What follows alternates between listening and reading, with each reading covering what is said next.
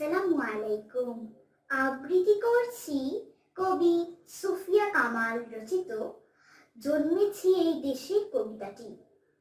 অনেক কথার গুঞ্জন শুনি, অনেক গানের সুর, সবচেয়ে ভালো লাগে যে আমার মাগো ডাক সুমধুর।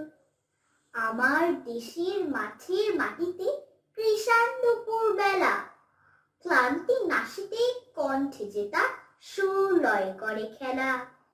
মুক্ত আকাশে মুক্ত মনের সেই গান চলে ভেসে, জন্মেছি মাগো তোমার কোলেতে, মরি যেন এই দেশে।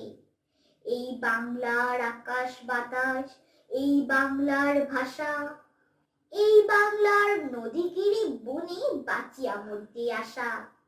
শত সন্তান সাধ করে ধুলিমাখি সারা গায়, বড় গৌরবে মাথা উঁচু করি মানুষ হইতে চাই।